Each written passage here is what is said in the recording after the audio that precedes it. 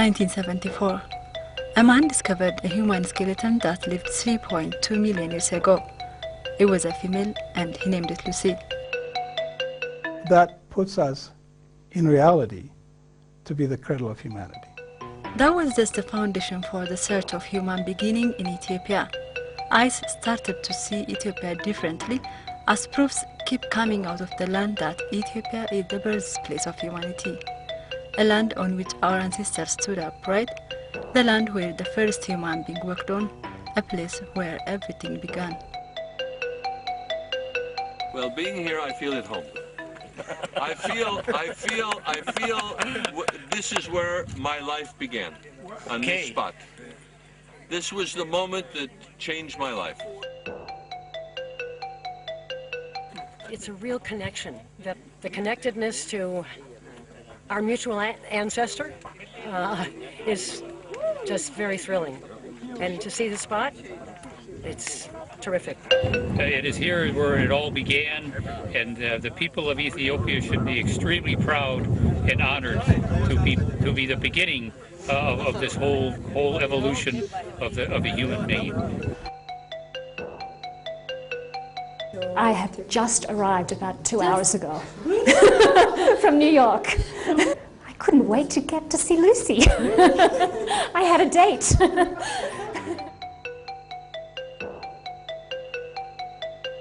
For us, it's just easy, to promote using our archaeological products like Lucy, If you just tell to a tourist you are coming to visit your ancestors, you talk about Lucy's and other things and the volcanoes and what's happening, like this archaeological site, and it's so fascinated to know about it, and when it is easily sellable. And while he was awake and a small boy, he was in a special place in the palace.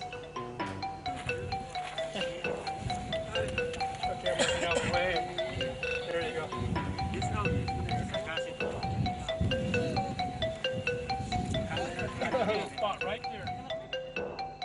Since then, surprises never ceased coming out of this wonderland. Ardi, Salam, Idaltu, Kadaba. Each and every finding coming out of this womb of this land started filling the gap in the study of human history. Hence, when a research team got back from the field in Ethiopia, the question is, what now? And everybody keeps their eyes open whenever something comes out of Ethiopia, because they know that it's always something new, okay? Be it the earliest hominid, meaning the earliest human ancestor, or be it the earliest, modern human, that all comes from Ethiopia. Ethiopia is precious and unique in the search of our history as humans. Because we have all the evidence in Ethiopia. As a matter of fact, Ethiopia is the only country that has a continuous fossil record going all the way back to 6 million years. And we have the earliest evidence, we have evidence from the middle part of our evolution, we also have the evidence for the first appearance of anatomically modern humans, which are like ourselves. So we have all this evidence. As we go back and back further in the search of our beginning as humans, all our roots pointed to our motherland, Africa. From Africa to where all our ancestors lived on, Ethiopia, and specifically Afar, where we all began being humans. We say Afar is where it all began, right? That's our motto right now. We can now understand our position in the overall evolution of the modern world. And we find that the modern world is a product of many past worlds. Ardipithecus was followed by the world of Lucy, followed by the world of Garhi, followed by the world of Homo erectus, followed by the world of early Homo sapiens. And so in this one place in Ethiopia, you have a connection between people today and all of these more ancient people going back to a point in time where we're not people anymore. Humans are part of the larger world of life.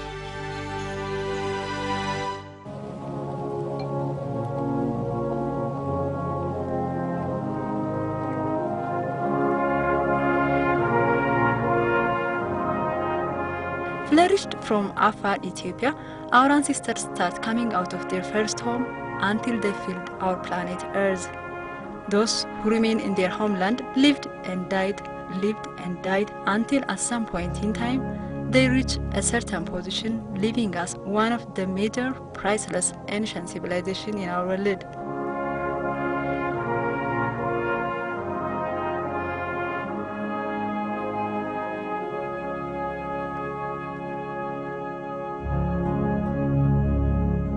The living evidence those Ethiopians before us left for communicate to the whole world. At one point in time, there was a great nation of Africa, Ethiopia, civilized while most nations live in darkness.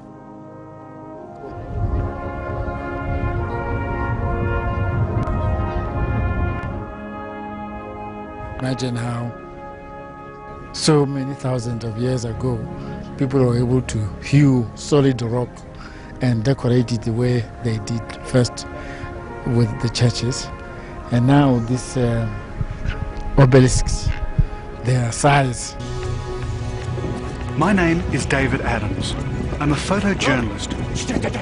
And while I travel to many strange corners of the earth, I don't normally get a reception like this. Can you imagine it? They made this just with a hammer and chisel, and this is volcanic rock. If anything is an act of faith, this is.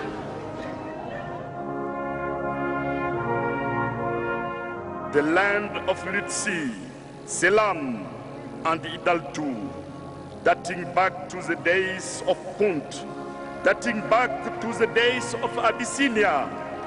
We should be grateful. We should be grateful to those who made this country the land of Aksum, Lalibela, Gondar, Debredamo, Baharda, Ara. We had our own civilization that has been going on for many, many millennia. And historically, we say that Ethiopia has a history of about 3,000 years. And we do have archaeological evidence to show that. Okay? Now, we have our own secluded civilization, or we have our own secluded culture for many, many, many decades of many, many millennia. ኢትዮጵያ በአንድ ወቅት ሀያል ትልቅ የነበረች We were once a hegemonic power. Lalibela, Aksum, Gondar, and many others are the blueprints of our ancient civilization. These are our identity in the world, and we feel proud of them. We used to say that we have like high season and low seasons. You know, our high seasons is from mid-September until February, and then it will be our lack season. But nowadays, this differentiation is now going. So we have got a flow of tourists every time of the year, throughout the year.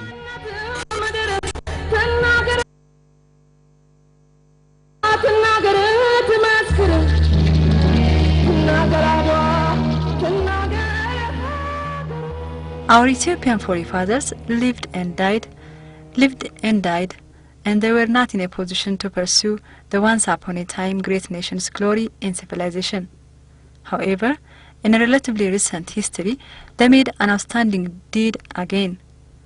While their fellow Africans were in a bitter bondage of colony, Ethiopians chased away the Italian invaders in Adwa.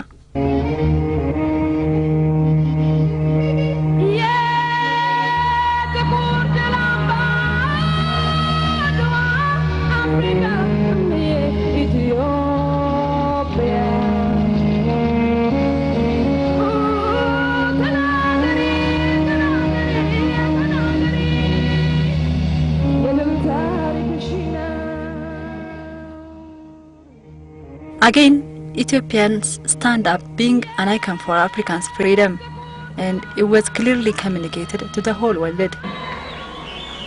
Adwa is a victory of all black people, a victory that inspired a lot of freedom fighters.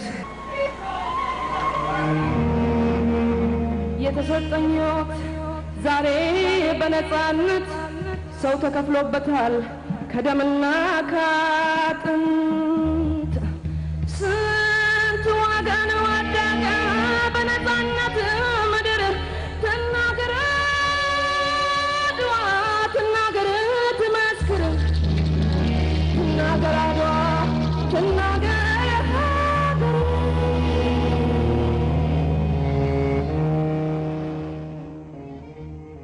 if you look at the history of the world in general, and particularly Africa, prior to the 1960s, most African countries were colonized by Europeans, whereas Ethiopia was one of the two independent countries which were not colonized by Europeans. That's one history that we have that the world knows.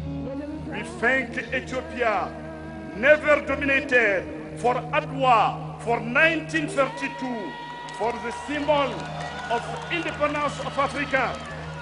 We thank Ethiopia for keeping up the flame of African unity. We thank Ethiopia for playing home for all Africans in Africa and the diaspora. Thank you, Ethiopia, for hosting us, for giving us a home. What we have done in the past is something that could be repeated in the future. And we always use the past as a reference to the future.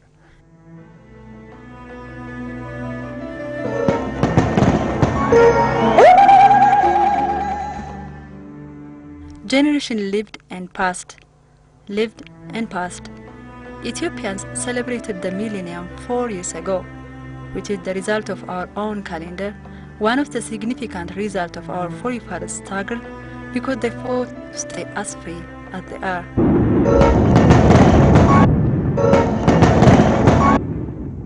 ሺህ ዓመታት በኋላ ሌላ ኢትዮጵያዊ ትውልድ የሶስተኛውን ሚሌኒየም ያከብራል። በዚህ ወቅት ለበዓሉ የሚደርሱት 1,000 years from now, when Ethiopians gather to welcome the 4th millennium, they shall say that at the eve of the 3rd millennium was the beginning of the end of the dark ages in Ethiopia. They shall say that the eve of the 3rd millennium was the beginning of Ethiopian Renaissance. We are all acutely aware of the fact that a lot remains to be done to sustain our current achievements. We are all aware that there are decades of hard work and toil ahead of us before we can confidently declare that the Ethiopian Renaissance has been realized. But we also know that it can and will be done. We know that our country can take its rightful place among the developed nations of this planet. We know that we can do it not only because all Ethiopian generations prior to our dark ages had done it, but also because we, our own generation of Ethiopians, has already begun to do it.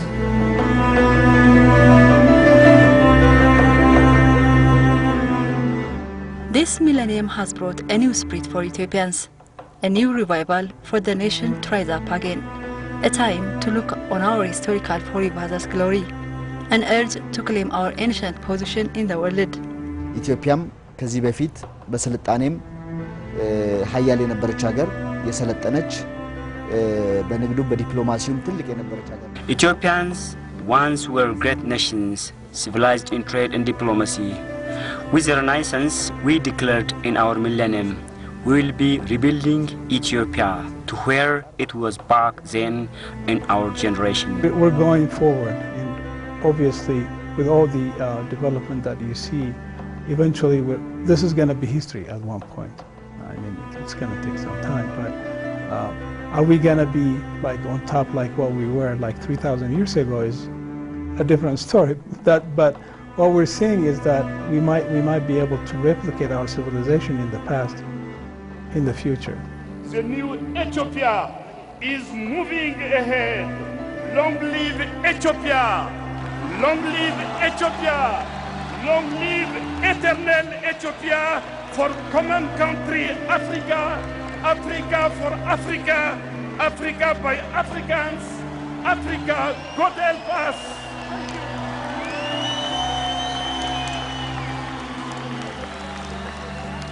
Soon enough, the world picked up. The time has come for motherland Africa, Ethiopia, the time to rewrite the history of the continent as a whole.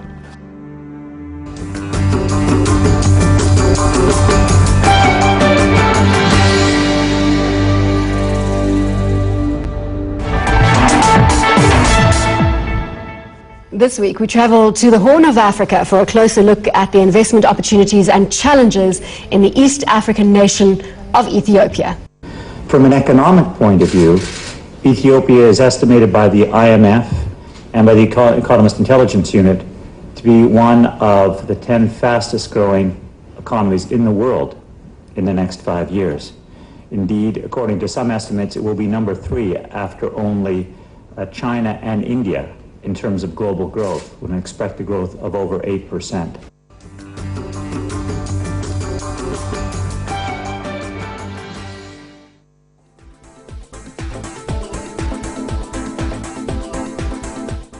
Doing our budget travel segment this week, and if you're looking for an exotic place to go, we think we have a pretty good one for you. This is a place with a great history, churches that are carved out of snow, and we're willing to bet that you haven't been there and it's probably not even on your vacation list. But maybe we'll change your mind. We're talking about Ethiopia. Justin Bergman of Budget Travel Magazine is here, and he's going to tell us why Ethiopia is where you should spend your next vacation. Really? Yeah, it's a really cool, new, interesting kind of idea to go and do this.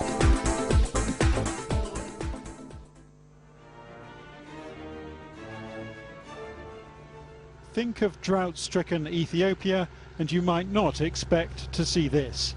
Modern machinery owned by a foreign multinational cultivating vast farms in one of the poorest countries in the world. The goal here is simple: to double Ethiopia's agricultural production, to make it self-sufficient, so that handouts from Britain, America and others are no longer required. Most media report Ethiopia, unlike to the unfortunate stories we used to have in the media. These days, Ethiopia is being reportedly imaged to the rest of the world with regards to the very important historic contributions this country have to the modernization, to whatsoever achievements of the current economic world.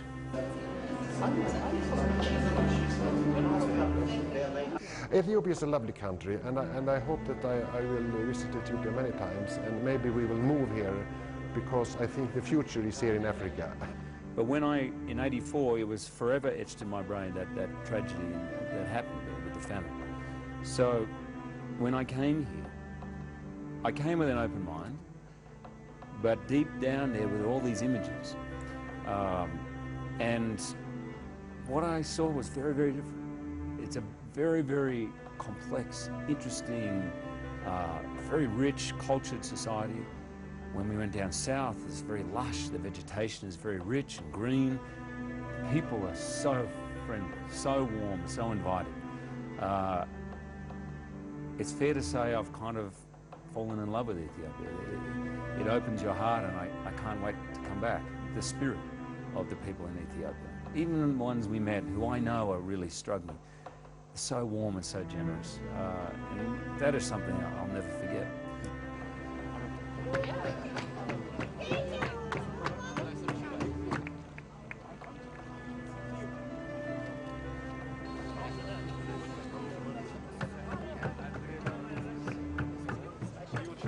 How was it? It's nice. Thank you. Thank you very much.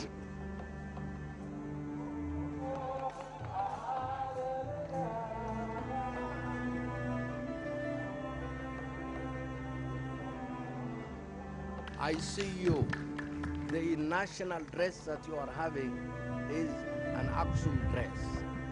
And this book starts with Aksum and speaks about the last 2,000 years. This is in Amharic.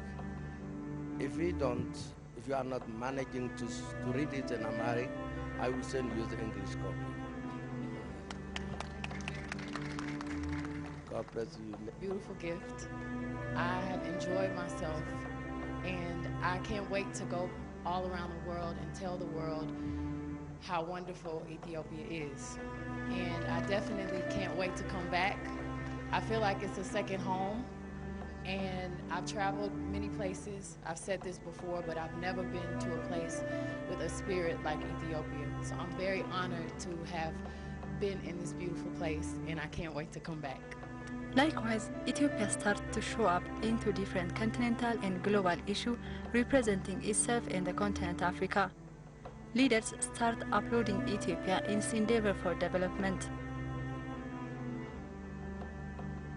The African Union has played a critical role in facilitating negotiations in Sudan. And I also want to thank the Prime Minister of Ethiopia, our host country, for everything he has done and is doing as we speak today.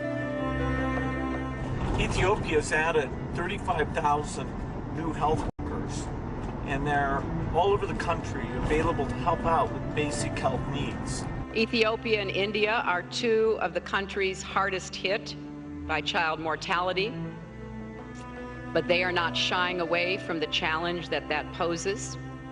In fact, as you heard from the ministers, the Ethiopian and Indian governments are putting this problem front and center, not just at home, but on the global stage.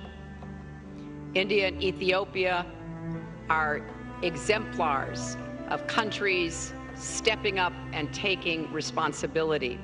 And I thank them for their leadership and their partnership. There's two types of changes that have occurred in the last 25 years, one positive, one negative. There's been economic change, which is infrastructural, roads, telephony, economic change, health figures up, the economy up 7%, education figures up, infant mortality, malaria down. All good news. And the bad news is that climate change has radically affected the areas where those good news stories were. To spend an unforgettable night with a smallholder farmer and his family in a tukul in Ethiopia. Now the family had access to clean water, to sanitation, to health care, and indeed to education. 6 of the 8 children were in school and the other 2 were likely to be in school shortly.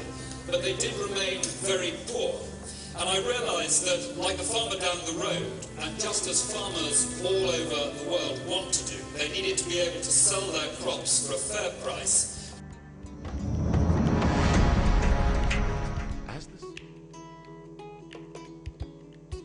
There are so many reasons why you should visit Ethiopia. History, nature, wildlife, bird life, diverse culture and people, ancient civilization, the list is endless. It's also imperative for you to see Ethiopia once in a lifetime, because this is where you as a human began. This is where we all belong. Yet again, Ethiopia is also a place where you not only witness history. Ethiopia is a place where you get a chance to take a part or witness history in the making.